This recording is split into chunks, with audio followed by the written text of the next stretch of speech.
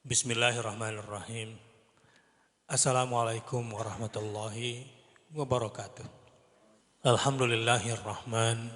Allamal Qur'an. Khalaqal insan. Allamahul bayan.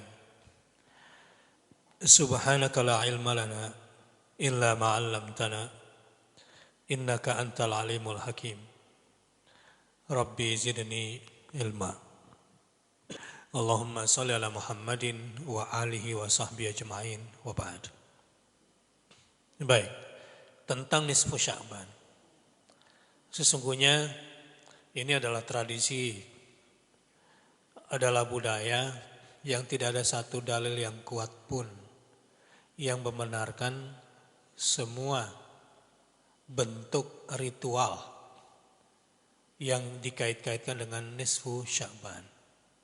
Pertengahan bulan Sya'ban. Jadi kalaupun ada yang menyebar-jebarkan, ya mungkin niat baik-baik saja gitu. Tetapi beragama ini nggak bisa seperti itu. Jadi kalau dalam beragama itu ketika terjadi khilaf, satu prinsip yang harus dipegang. Qul hatu burhanakum in kuntum shadiqin. Datangkan buktimu, bukti kebenaranmu kalau memang kamu orang yang benar. Datangkan burhan. Argumen berikut dalil kuatnya. Itu kalau kita tidak ingin menyimpang dalam praktek beragama. Jadi yang menjadi persoalan kenapa ini kemudian menyebar adalah ya pokoknya ingin baik aja gitu atas nama agama. Nah ini kalau dalam beragama itu ada aturan main. Man amila amalan laisa fihi amruna fahuwa radd. Amalan apa saja di dalam agama jika tidak ada perintahnya maka tertolak. Nah, solusinya apa yang bagus kita lakukan menurut dalil yang sah. Yang pertama puasa bait. Puasa putih 13, 14 dan 15. Itu kan berarti dari 2 hari yang lalu ya. Ya. Ini dari kemarin. Kemarin. Besok 15, jadi dari kemarin. Ya. Itu puasa bait. Yang kedua, bayar utang. Yang lupa-lupa ini. Jangan sampai nisfu Sya'ban malah enggak bayar utang. Yang wajib tidak ditunaikan, yang tidak sunnah malah dibesar-besarkan. Yang kedua, bukan baca Yasin sekian puluh kali yang harus kita lakukan. Harusnya kita sekarang nih warming up, try out latihan baca Quran yang banyak supaya masuk ke Ramadan kita langsung on the road. Supaya lancar bacanya. Karena udah 1 tahun gak baca Quran tuh biasanya deg-deg gitu. Ketika diajak tadarus. Kemudian ya warming up pula puasa-puasa sunnah. Puasa-puasa sunnah yang masih ada Senin Kamis misalnya selain bayar utang. Yang qiyamul lail. Yang pokoknya enggak ada yang namanya baca Yasin harus sekian, minum air Yasin pula, kemudian sholat tasbih, sholat secara khusus, tidak ada anjuran itu. Dalam beragama itu, man amila amalan laisa fihi amruna fahuwa rad. Saya kira prinsip itu harus dipegang. Amalan apa saja yang tidak diperintahkan maka dia tertolak. Itu paling ringan. Khawatirnya masuk kepada mengada-ngada atau bid'ah. Wa kullu dhalalatin finnar. Mengada-ngada itu bisa menyebabkan kita masuk neraka. Jadi ada ibadah yang membuat kita masuk neraka.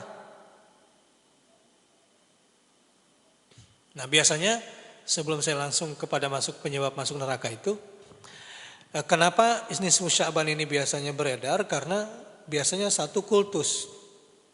Bukan dalil. Kata Ustadz ini, titik. Sudah. Nah, kultus dan fanatisme kelompok ini yang membuat orang tertutup sehingga tidak bisa melihat kebenaran dari tempat lain. Ini penyebabnya Pak. Kenapa ini beredar di Indonesia? Yang kedua, umat ini tidak punya prinsip dalam beribadah. Ketika terjadi perbedaan silang pendapat, qul hatu burhanakum in kuntum shadiqin. Datangkan argumen kebenaranmu kalau kamu memang benar. Saya tunduk kalau memang ada kebenarannya. Mana ayatnya, mana hadisnya, mana contoh dari sahabatnya kalaupun tidak ada hadis.